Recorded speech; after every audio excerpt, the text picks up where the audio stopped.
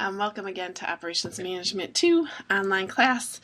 This section we're going to talk about CESIM. That's our simulation tool that we'll be using. I cannot mirror exactly what you're going to see, unfortunately, because I see the instructor version of it. So we're going to do the best we can with this overview. The first thing I want to point out under course materials is your simulation folder. Please open that. There is so many helpful information and tips in here. So the first thing is the login instructions, and you would go to CESIM.com and you're going to select the register link. You're going to have to use a valid email address. You can use the email from the school for that. And then you're going to use the course code to register right into the course, which is 22012. And you'll follow the on-screen instructions and confirm your registration. You will need your student login information that you got from the bookstore as well. And then once you do that, you are going to go to the Market Outlook tab, and that'll be your first place to go. But before that, just get yourself logged in and you'll be all set then for each week to log in. I want to show you a couple of things. First is there's an introduction presentation of CESIM and what it's about. So I'd like you to take a look at this. This will help you understand really what this is about. Now, this is a global simulation.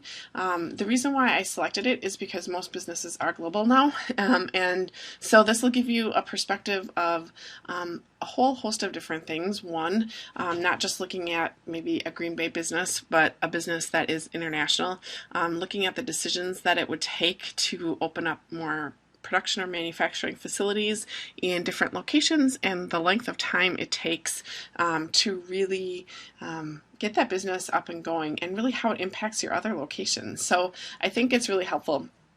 So this global challenge is really an online business simulation. It develops student understanding of the complexity of global business operations in a dynamic, competitive environment.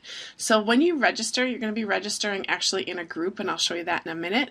And in that group then, your group will be working together on what that business plan is going to look like. And I'll explain that a little bit further.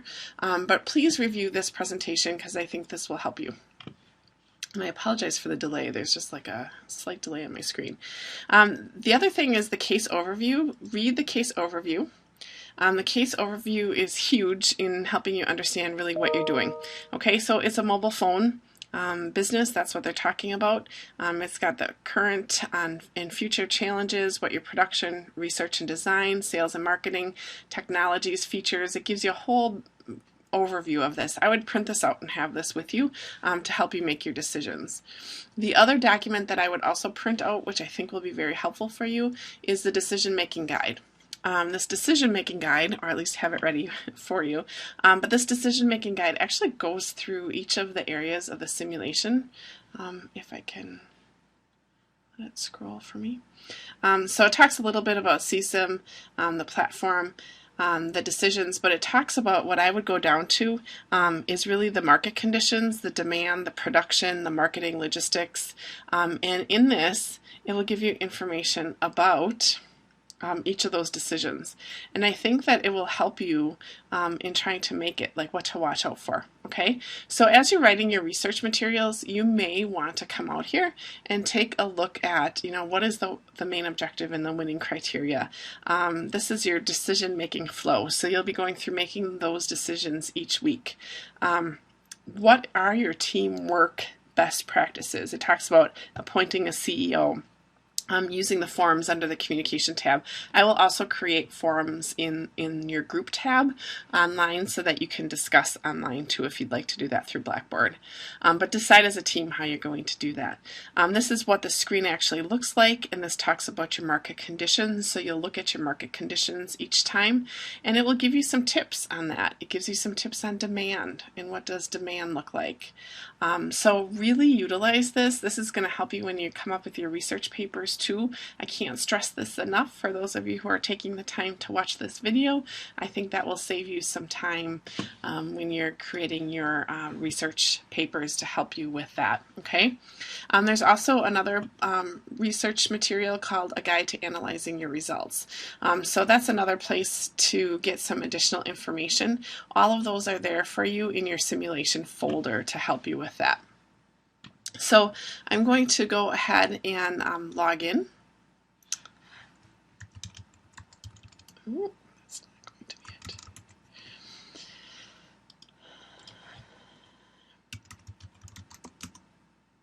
I forget what my password is every time I log in. I think that's it. Okay. So for this one, we have, I'm going to just go to my courses. And I'm just going to show you that we have a couple of people signed up already on one of the teams, but we have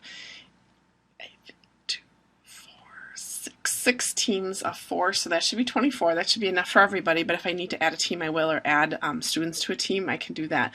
But sign up into your teams and get in this. A universe is just a group. I can have more than one universe for each of the classes, but this is what we're going to use for today. So I need you to get yourself signed up before next week for the practice round, and then once we start doing the practice round, you'll go to your decisions tab, and this actually helps you make your decisions. So if I go to, I think, team area, you'll be able to see a little bit about what you're working on. So this is really what your cases will look like. I have no idea why my internet looks like this and it's all the way over to the right. But there's a tutorial with a video there, talks about market conditions, things like that. And that's the suggested steps. So definitely review that, especially your first time out. Your market outlooks. There's a demand tab. When you go out there, there'll be demand that you will enter. Let me see if this will allow me to get into it. There we go. So anytime you see this is what it was for the last round, this is what you will predict based on the information that you've had on the previous slides. It will update your graphs as you go as well. This talks about your technology, whether it be technology 1 or you actually create a new technology. It will also show you your US demand and forecast Asia and Europe. Because you're global, and you'll go through each of these tabs to make your decisions. So that's what you're going to be doing in the simulation. The first couple weeks it might take you a little longer to work through it because you're still learning. Like this is your production planning tab, but there's also an investment tab next to it. So don't forget that there's more to each of these slides when you look at it. Okay? So you'll work your way through here, and then on the decision checklist, this is where all of your team members, right now Mary and Terry are here. You'll have 4 team members here, and then this green tab or whatever color you are.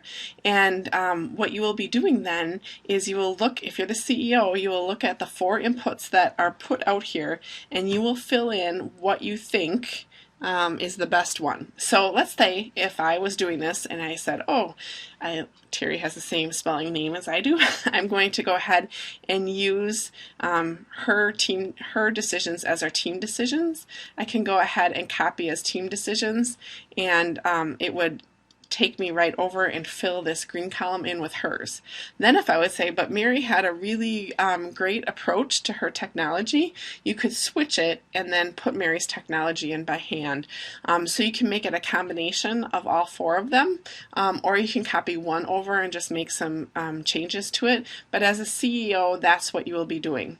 So for practice rounds 1, 2, and 3, we will just randomly appoint, maybe it's the first, second, and third person to be the CEO for the round. But then by the 4th week when we're in the real round, I want you guys to select your CEOs for each week and how you'd like to do that. So once we get everybody in and I create the groups, I'll send another message out so that you're aware of that.